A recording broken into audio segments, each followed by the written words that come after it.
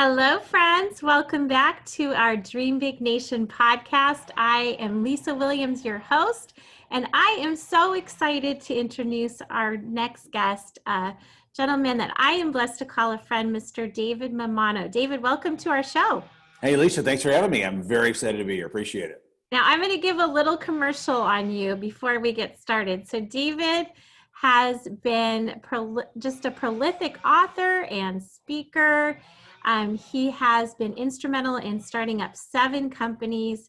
And one of the things that I love most about David is what he really is focusing on a lot now is coaching and mentoring and hosting events for other entrepreneurs. And he's doing it all through his Avante Entrepreneur Network. So I just love how you give back, David. Thank you so much for that. Thank you. Yeah, I mean, it's when you could combine your business purpose with giving back, things fall into place and it feels good. And when something feels good, you want to do more of it, right? So it all ties in. Absolutely. Can you why don't you start by giving us just kind of your 2-minute story, if you will? Sure. I mean, I think I'm one of these people that was born to be an entrepreneur. It's in my spirit. It's in my heart. I out of college, I got a job in radio sales, selling radio advertising for a few years. And I liked my boss. I liked the people, but I just felt like a caged animal, right? I just would get up in the morning and not really be excited to go to work. Never felt like I was reaching my potential. In the beginning, I would blame it on other circumstances, but then I finally looked in the mirror and said, this is me. This is all on me. And so I decided that, I think what I need to do is just, have my own place. Right now they call it entrepreneurship, but back in 95, it was just start my own business, but I didn't know what it was going to be. I thought, let me go for some, walks in the woods and just think about my values, what are my hobbies? What do I like doing anyway? And how can I relate that to starting a business? So I remember that I loved, in college, I ran the school newspaper. And it was a big paper. It came out 3 times a week, Monday, Wednesday, Friday, 11,000 copies every time. We went to the University of Buffalo, very big school. And it was wonderful. I sold ads, I wrote. So I thought, wow, maybe I could start a newspaper or a magazine. And then I was like, well, what is it going to be about? And then I started thinking about my hobbies, right? And mostly I went to like the volunteer hobbies, right? Like what do I do just out of the goodness of my heart? And I was a big brother with the big brother, big sister program in the city. I would take a kid out once a week that was underserved and helped him out. I volunteered at a camp for kids with cancer. It's called Camp Good Days and Special Times here in Rochester in the Finger Lakes. Junior Achievement, which many of you know Junior Achievement. So I was like, wow, I certainly love helping youth with their future. How can I combine that with the magazine? And then it came to me where I would start a magazine that would help high school students with college, career, and life planning. Because there was just, there still is so many high school students that really don't have a clue about what they want to do with life after high school. So I thought, wouldn't it be neat if I could help them with that path while they're still in high school? So started a magazine called Next Step Magazine. And I would help them. Every article had to do with college planning, career exploration, and life skills. And, listen, I'm 25, no wife, no kids, no nothing. I have literally a geo prison with 140,000 miles on it. I'm like, if I lose that, I'll be fine. With your career, leaving the corporate job, I tried to do it in a very classy way. And I didn't want to burn any bridges just in case, right? Which now I tell people to don't be mean, but like burn the boats and just jump in head first, right? There's no going back. You got to make it happen, But I said, listen, let me be nice. And if I do have to go back, I can call my old boss and, he would give me another shot, right? But thank God I didn't have to do that. So, so started this magazine. We printed 10,000 copies, sold ads to make money, gave it free to the schools in bulk. And by the 3rd issue, we made a profit. So got all excited and expanded it to Buffalo and Syracuse, and then our 2 neighboring cities. I'm here in Rochester, New York, and then went to all of New York State. And then we started franchising into different states and regions.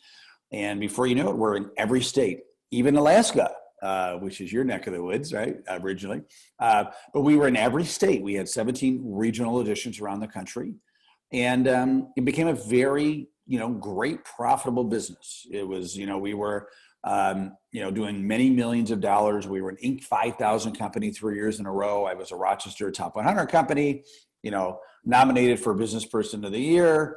And this was a great business. But then I don't want to jump ahead because you probably have some more questions. But as you can imagine, it didn't always stay that way.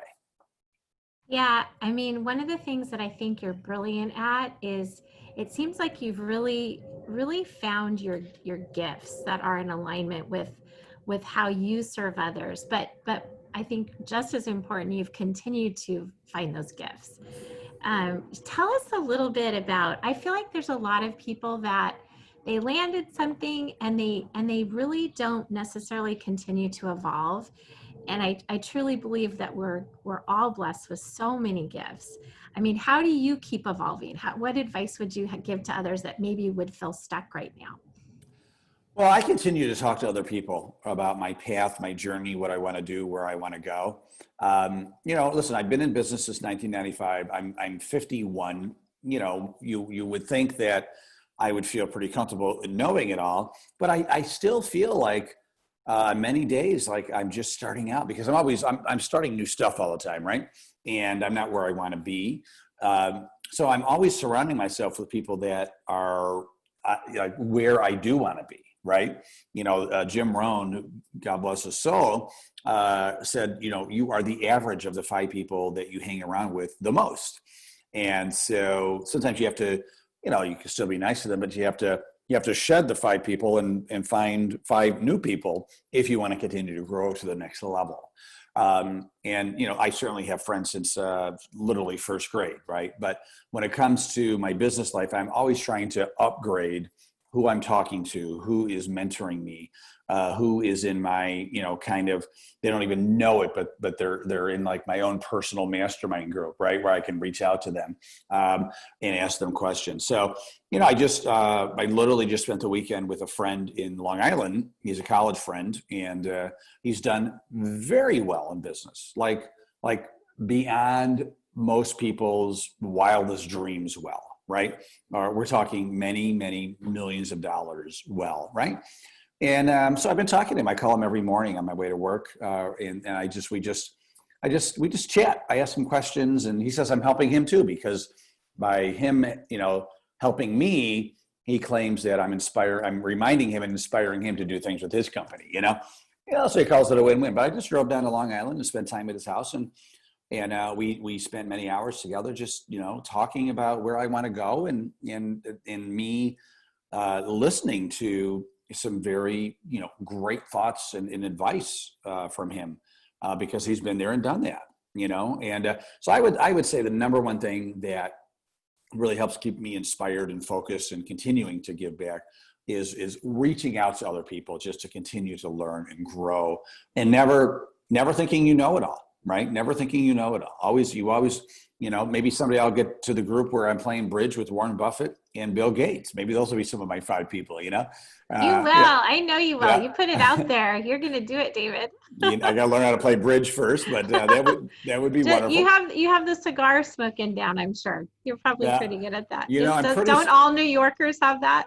A lot of them do. I'm very smoke free only because my dad, as a kid, back in the 70s and 80s, smoking was done everywhere, the car or the house, and frequently, right? And I was always against my dad doing that, So I kind of became this like ambassador of no smoke. So, but I can do a very good job with red wine, so that's where I make up for it.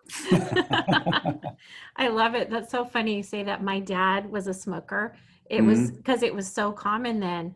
And when I met my husband, he actually had smoked for a period of time. And my mom asked, she's like, I'm really surprised you're dating someone that is a smoker. And I'm like, yeah, Mom, I'm surprised you married someone that's a smoker. Like, whoa. She forgot. Right. And my hubby, I will give him credit. As soon as I told him I thought maybe this would turn into something, but I didn't like to kiss an ashtray, he stopped straight away. All right. That's when you I knew. have some influence, I guess. Yeah. Well, that's when you knew that he was the right one, right? you kind of already touched on this, but I'd like to talk about diversification of your portfolio. You know that I'm a big, I love just studying everything about financial education and, having more than one income stream. How do you, shift your business? When do you know it's time to shift? You've done so much in your career. And how many income streams do you think that is good to have? That's a great question. So, and it's two-part. I mean, I've shifted because I've had to, right? Like, with the magazine, the core of that was a printed magazine for high school students, right? Now, 1995 to about, we'll say 2005, maybe 2010, actually, print was still viable, right? But then it just took a nosedive, right? It just, the digital revolution really kicked in hard. And so I had my clients telling me that, oh, Dave, we love you. We love the magazine. We just don't want print anymore. Give us all your digital options, your web options, right? And I did, but never was the same, right? So eventually, I mean, the market dictated that we had to retire the magazine and go all online. And it never was the same. I mean, revenue dove, and I ended up selling it, and just really to stop the bleeding and move on to something else.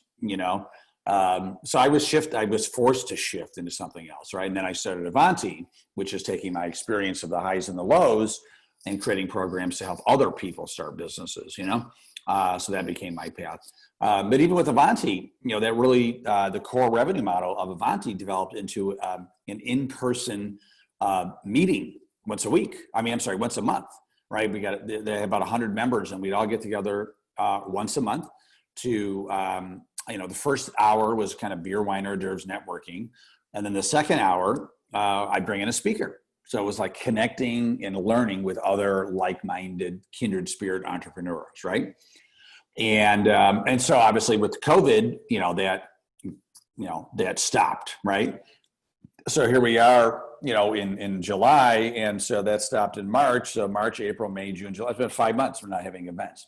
So I was forced to, shift again, pivot again. And so what happened was a company asked me to do a podcast, to create a podcast for them because they like mine. I'm like, yeah, I can do that. And so, because we're doing it together with you, but just, from soup to nuts, like finding your why, establishing your goals, who are going to be your guests, who are going to be your listeners, right? What's the revenue model?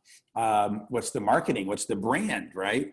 And creating all the work beforehand, and then developing a system to have you become a great host, and then getting it out of the world with every episode. So so now I'm actually working with 4 clients that are paying me to do podcasts for them, to create and produce podcasts for them. In addition, I'm still doing some consulting, and that a lot of that is over Zoom, right? But I've had to shift and pivot again, right? As far as multiple revenue streams, there's 2 sides of that story, right? So some people will say it's nice to have different revenue streams, and certainly it is. But I think the trick is really be able to super hyper focus on one, and have the other ones be, the proverbial making money in your sleep. Like if you could set up the systems where you don't have to spend a lot of time on those other revenue streams, because there's definitely power in focus, right?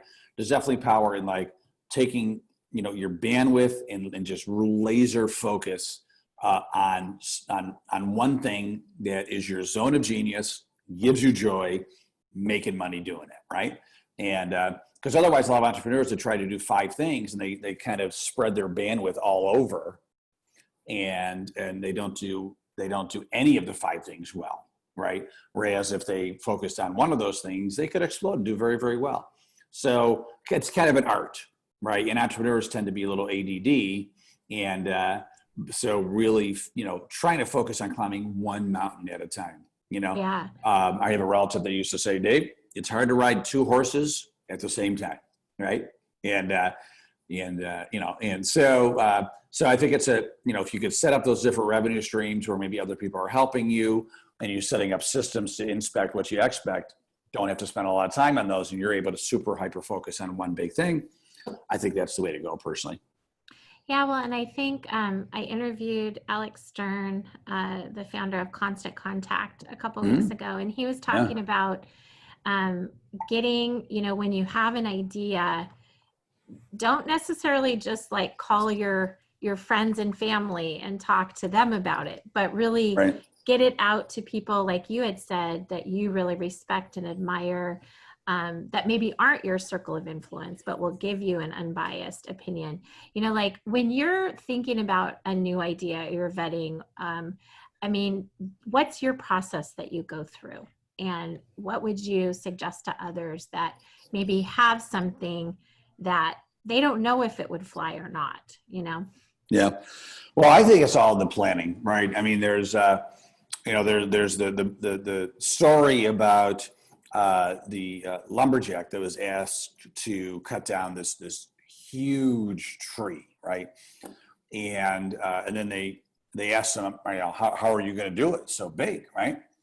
And he said, well, the first 90% of my time, I'm gonna sharpen my axe, right? And the last 10%, I'll cut the tree down. And really, I love that story because it is all about proper planning, right? Doing the research, looking. I mean, with Google today, I mean, just like if you want to start a business, what is your end goal? Be very clear about that, and then reverse engineer that. How are you going to get there? And why is that your end goal? Look at other companies, other type of companies that are in your space, and what makes them successful, right? And then figure out really planning on how you're going to get there, because then the execution becomes easy, right? I mean, you think about a battle, right? A war battle, right? I mean, they're spending 90% of the time planning, right? They got the charts out, right? And then 10% time is the battle. So I think before you do anything with a new product or company, you really have to go through a proper planning stage. There's the saying, ready, aim, fire, right? And the ready and the aim definitely take longer than the fire. The fire is like, now what most entrepreneurs do, and I'm guilty of this myself, is they do the ready, fire, aim, right? They kind of get it wrong, right? And they just launch and then see what happens, and they don't spend proper time planning. And I'm only saying this because I'm guilty of it. I've done it myself. So You talk about, you use a phrase that you say, you never let yourself be a closed loop. Can you share with our audience what you mean by that? yeah, I love that phrase, and I didn't make it up. I heard from a friend of mine, John Mitchell, who has a company called Think It, Be It, and it's all, one of the tenets that he talks about is every day be learning, right? And I told you I surround myself with people that are smarter, better, faster, stronger than me. And that's part of my learning. But when I say don't be a closed loop, I also mean, every day, what are you reading? What are you listening to? Like, we've never had access to so much content and so much great content. So in my car, I'm listening to a book on tape or a podcast, a treadmill, power walks. I'm always learning. I'm trying to do 1 to 2 hours a day. In the morning, I try to read, just a good old fashioned print book, So even if it's like 10 minutes a day, read something, but don't be a closed loop. Don't say like, oh, my learning is done, because you'll fall behind very, very quickly. Oh my gosh. I mean, right now, for those listening later, we're in the midst of COVID-19, and it's, you see the people that have binge watched The Lion. What is that? Oh, the Tiger Tiger King. King, the Tiger King. Yeah, so you have it. I can tell, And right? then, So, and then you see people that, like you said, are just, I mean, creating businesses and opportunities. I mean, we both know that some of the greatest companies ever created were started during the Depression. What sure. do you see in the future? Maybe what are some things you're considering, industries, innovations in technology or verticals in particular? Can you share a little insight there? Well, for me, I think what COVID has proved is that audio and video consumption has gone up tremendously, right? Zoom, Microsoft Teams, et cetera, has exploded, right? So I think when the world comes back together, there's going to be definitely a hybrid model of getting together. I think people will start traveling again, but maybe, they won't go, they won't travel to, Atlanta from New York just for a meeting where they might have before, right? Because then, now I'm thinking, well, I got to drive to the airport. I got to park my car. I got to fly there. Probably got to stay overnight if I don't have a connecting flight, right? For a 2-hour meeting. That could be good. We don't know. And then I got to come back. I lose 2 days of work, right? Whereas now they can say, hey, you know what, John? How about we just set up a Zoom call, right? 1 hour, boom, all that time saved. I think people, when the world comes back, though, I mean, we are social creatures. I think events are going to come back, right? 2, 3, 4-day events, right? Whatever it is. And maybe that will be our travel. I do think you're going to see audiobooks and podcasting just go through the roof, right? Because people have more time. People have more time to listen to audio. Spotify is buying up, podcasts and podcast networks left and right. So, yeah. Absolutely. So I think it's brilliant that you've started what you're doing in that space. Thank you. I mean, and just allowing others to just, I think you shared with me, it's kind of the Trojan horse of marketing, if you will. Yeah. Yeah. I got that from a good friend of mine, Stephen Wessner told me that, and he helped me start my podcast 4 years ago almost. Okay. And the Trojan horse of marketing. I mean, it's a great way to get in the door and meet people. I mean, you could either call the CEO of a successful company like Constant Contact, like you did, and he or she might be thinking that you're trying to sell them something, and so that you don't get anywhere, or you could say, hey, I have a podcast, I'm doing it this long, this many downloads, etc. Would love to have you as a guest. And the likelihood of them saying yes to that is like so much more because they view it as a marketing opportunity. Certainly people love to talk about themselves and they get another 15 minutes, a half hour of fame, right? So, I mean, I talked to Grant Cardone, Jeffrey Gittimore, Ellen Latham from Orange Theory Fitness. I mean, these people that I probably would have never got into the door to talk to and meet if I didn't do this, so. Yeah. Now you're even doing, I love your Mammano Minutes, and I love how you even sometimes incorporate your kids into the mix. Yeah. Tell us about that and what I just think those little sound bites sometimes are just what people need to start their day. Yeah. Tell us what inspired that, and how could others maybe start doing something like that too? Yeah, I did it. I started maybe a year and a half ago, 2 years ago. I just had something, an idea, a lesson I wanted to express. So I went on Facebook. I just recorded a video, right? I called it the Mammano Minute, and it really wasn't a minute. It was like 3 or 4 minutes. And I put it on Facebook and LinkedIn, and I got, people loved it. I got great reviews. And then so I just started doing it, once a week, every other week type of thing. And then, during COVID, I'm home with my kids and my little one. I said, hey, watch it. His name is Alessio. He's 9. I said, watch you sit next to me. We'll do it together. And he's like, okay, Dad. And people freaking loved it. They're like, you should retire, Dave. Let Alessio run the show, And so it's fun. And they're just weekly, bi-weekly, kind of things that I'm thinking about, lessons, and trying to inspire and help people in a quick way, right? And I try to keep it around a minute, but it usually is about, I'll say, somewhere between 2 and 3 minutes. So I actually started calling them Mammano Minutes. Minutes now. Yeah.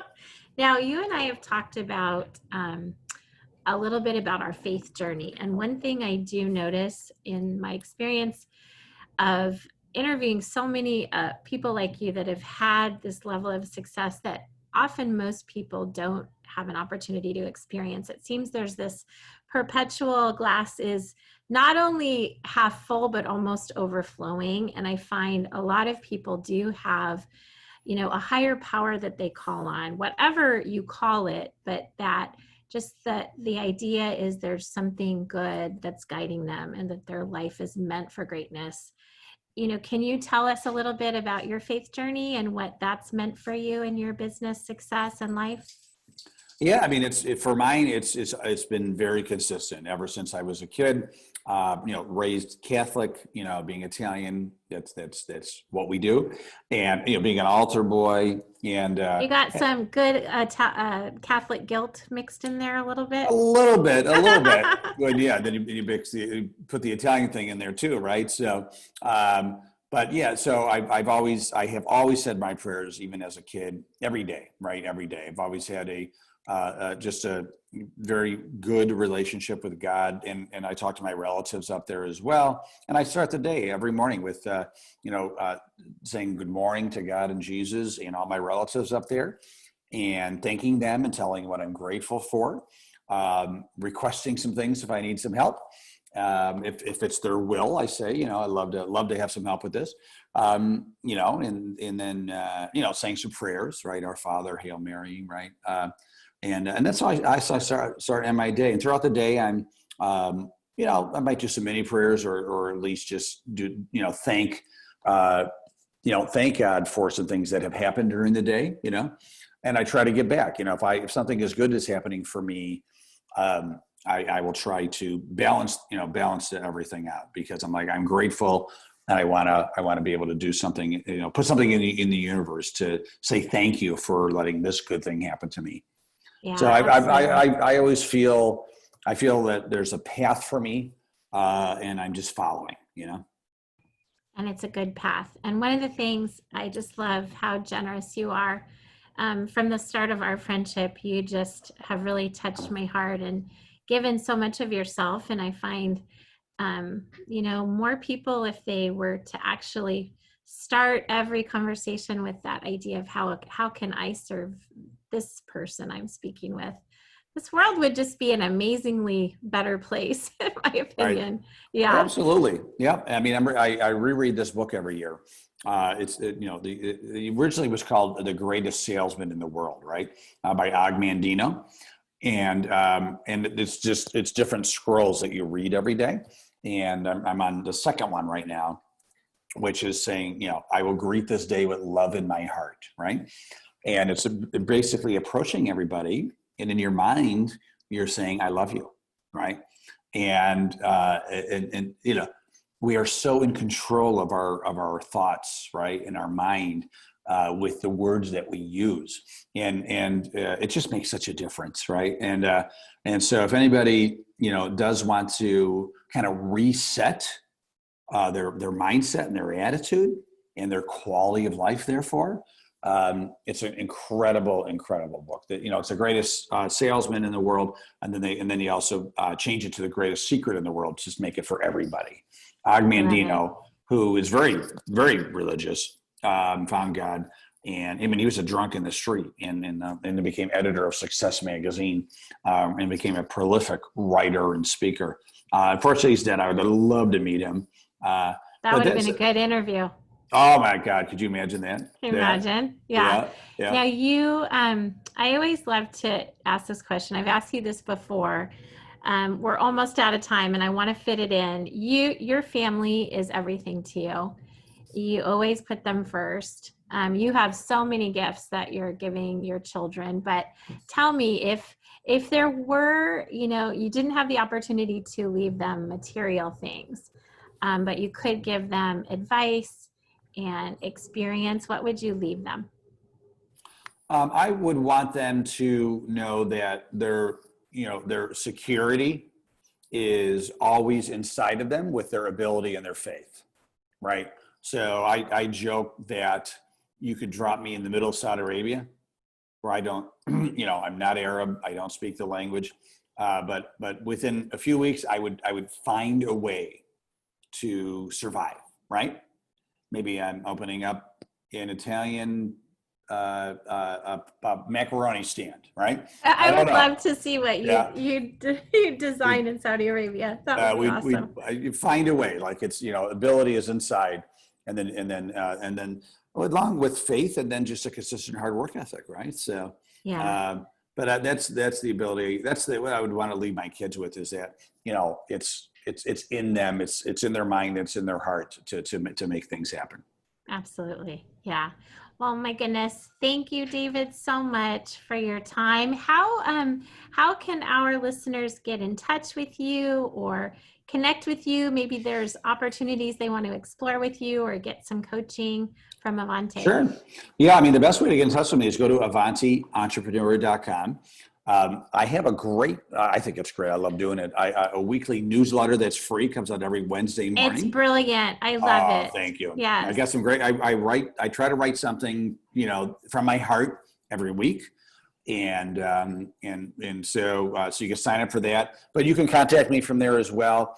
I answer all my own emails, usually within 24 hours or less. Awesome. Well, friends, we are out of time. I thank you so much, David, for the blessing and the gift of your time with us. As you know, our listeners tend to be either early stage or aspiring entrepreneurs, and I know from personal experience how advice from folks like you who have been in that stage is absolutely crucial for success. And to my amazing listeners, I'm so blessed to be part of your day. If you want to catch up on past podcasts, go to dreambignationpodcast.com, and there's lots of other resources available at perfectsidegigs.com as well. Blessings to you, friends, in this amazing life journey. Bye, David. We'll see you soon. Thank you.